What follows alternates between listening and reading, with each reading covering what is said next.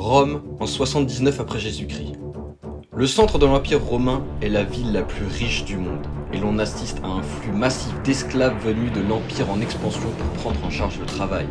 La population romaine, ennuyée, agitée et de plus en plus violente, est maintenue dans le droit chemin principalement par deux choses, de la nourriture gratuite et des divertissements spectaculaires, sous la forme de courses de chars et de combats de gladiateurs. Et salut les gars, aujourd'hui on se retrouve donc pour parler de la nouvelle série Amazon Prime, Those About to Die. Personnellement moi j'ai kiffé, voilà, fin de vidéo. Alors, évidemment on va rentrer un petit peu plus dans les détails, c'est parti les gars.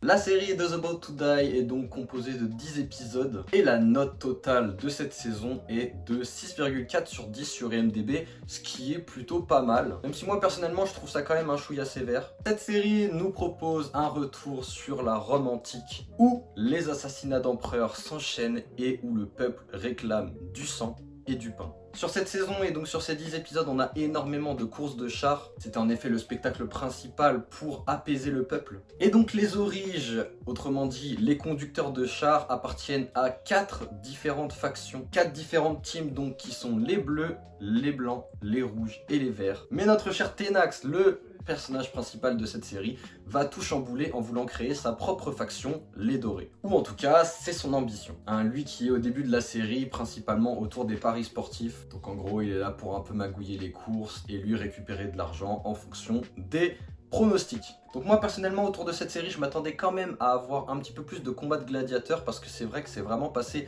au second plan par rapport aux courses de chars. En tout cas c'est ce que je m'attendais par rapport au trailer. Et particulièrement dans cette époque de Rome, je m'attendais quand même à ce qu'on voit un petit peu plus de manigance, un petit peu plus de coups de traître. Même si au final on en voit quand même pas mal tout du long des épisodes. Mais quand même, j'aurais préféré en avoir plus. Concernant les effets spéciaux, la CGI, tout ça, j'ai vu beaucoup de critiques quand même. Moi personnellement, ça ne m'a pas du tout dérangé. Il y a même des moments où j'ai trouvé ça très réussi, notamment le lion. Si on compare ce lion à la biche, la fameuse biche dans The Walking Dead, là on voit quand même la différence de budget et la différence de qualité en termes de CGI. Donc oui vraiment, et même pendant les courses de chars, on sait que c'est de la CGI, mais moi j'ai pas trouvé que ça se voyait tant que ça. En plus je trouve vraiment que la série est captivante. Alors personnellement je n'ai pas enchaîné les épisodes comme j'aurais pu le faire avec d'autres séries, mais quand même, notamment autour des scènes d'émeutes ou des courses de chars, la tension est vraiment présente et on a des musiques qui accompagnent qui sont quand même, je trouve, exceptionnelles. Et il y a également beaucoup de tension autour des scènes de manipulation et des négociations qui se passent principalement dans des lieux sombres. Et je trouve qu'elles sont vraiment bien jouées. Bon, en même temps avec l'acteur de Ramsay Bolton.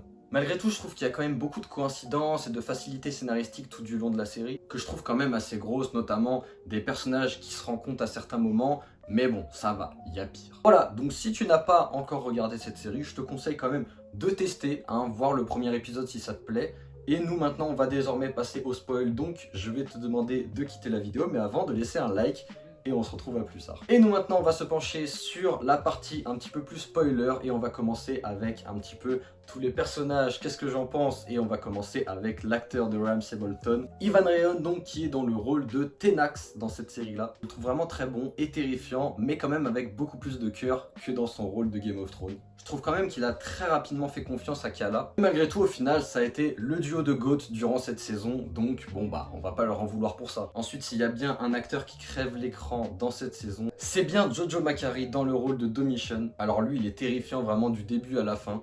Et j'adore vraiment ses expressions faciales, comme par exemple il est en train de se rendre compte que le vent il est en train de tourner contre lui. Ça c'est notamment dû à son frère Titus, donc le personnage de Titus, que j'ai trouvé vraiment qu'il prenait en prestance tout au long de la saison, parce qu'au début, bon je l'aimais vraiment pas, mais après au fur et à mesure je trouvais qu'il était vraiment très important. En fait ouais vraiment, il prend son rôle d'empereur petit à petit, et vers la fin c'est vraiment l'empereur quoi. Malgré que il soit quand même très naïf. Et c'est ce qui va lui coûter la vie, malheureusement, dommage pour lui. Sinon, concernant Anthony Hopkins, je m'attendais quand même à le voir beaucoup plus dans son rôle de Vespasien. Bon, il a fait quelques épisodes au début et encore il était en retrait. Donc ouais, par rapport aux scènes qu'on voyait de lui dans le trailer, j'ai quand même été déçu qu'on le voyait très peu pendant la saison. Sinon, il y a un personnage que je suis obligé de mentionner dans cette review, c'est le personnage de Aura, donc du coup la fille aînée de Kala. Alors elle, cette meuf, c'est une catastrophe. Impossible à comprendre, donc sa mère réussit à la racheter. Elle est en galère avec sa sœur et son frère pour pouvoir leur enlever le rôle d'esclave. Et elle, qu'est-ce qu'elle fait? Elle se engage en gladiateuse pour l'ouverture de l'amphithéâtre. Et son explication, c'est à mourir de rire, hein. C'est en mode, c'est à cause de moi que vous êtes là,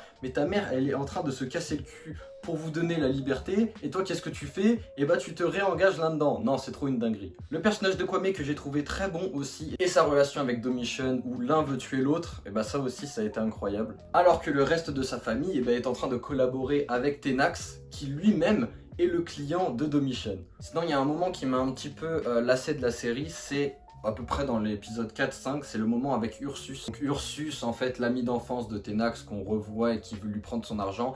J'ai trouvé que ce moment de la série, ça a vraiment freiné le rythme et ça a freiné donc l'avancée de l'histoire, alors que bon, cet arc-là, je l'ai trouvé clairement en dessous des autres. Sinon, concernant les courses de chars, il y a quand même un élément que j'ai trouvé un peu répétitif, c'est les 2 accidents consécutifs dans 2 épisodes qui se sont suivis. Donc d'abord, le premier accident où on perd Xenon et Andria. Et dans l'épisode d'après où c'est Scorpus et Fonsoa qui cette fois décèdent. Et tout ça à cause de Elia. Ouais, ces 2 scènes-là, bah en fait elles sont littéralement similaires quoi. Donc alors je sais que c'est symbolique, c'est pour montrer qu'au final Scorpus il s'est fait niquer comme il a niqué. Mais bon voilà, ils auraient pu quand même innover et nous proposer une autre scène. Sinon une autre facilité scénaristique que j'ai trouvée, c'est la réacceptation de la faction dorée. Car Titus avait décidé de l'annuler, cette faction dorée, parce qu'il y avait trop de mauvaises manifestations. Et au final il accepte la requête de Domitian, seulement juste parce que Tenax il l'a aidé à trouver des traîtres. Même au niveau du public, hein, avant ils étaient pas contents et là du jour au lendemain, ah bah là c'est bon, on réaccepte. Sinon une de mes autres déceptions, c'est que je m'attendais vraiment à un plus gros spectacle pour l'inauguration de l'amphithéâtre. Alors attention, c'est déjà exceptionnel ce qui a été proposé, mais Tenax pendant 2-3 épisodes en parle comme un spectacle unique qu'il va réussir à faire et que seul lui peut réaliser parce qu'il connaît les coutumes et ce que le peuple attend. Donc voilà, au final il a énormément teasé, je m'attendais à une grosse dinguerie pour au final qu'il se passe ça, enfin des traîtres qui se font bouffer par un crocodile quoi. Et puis même ça veut dire qu'ils avaient même pas à la base l'intention d'utiliser le lion pour l'inauguration de l'amphithéâtre, alors que le lion était là dans les cages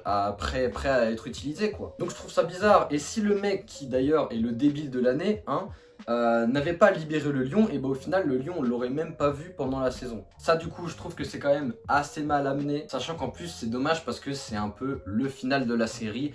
Donc ok, c'est sympa parce que ça fait quand même référence à Kwame qui est le tueur de lions, et au final bah on voit que pendant l'amphithéâtre il va tuer un lion, mais quand même, hein, et en plus il y a la moitié du public qui s'est barré.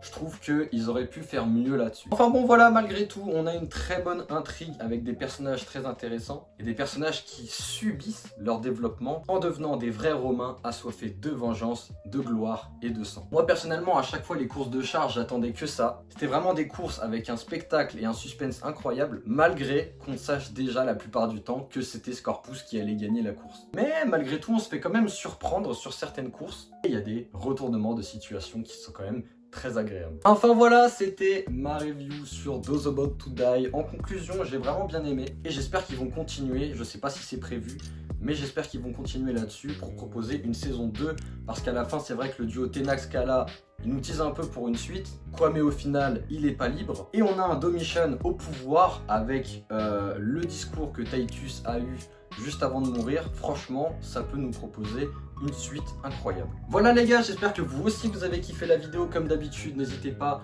à liker, à vous abonner ainsi qu'à commenter. Et pour participer au référencement de cette vidéo, je te propose de me dire dans les commentaires quel est ton personnage préféré de la série. D'ici là, nous on se retrouve pour peut-être un prochain live ou une prochaine vidéo. Je te dis bye et ciao.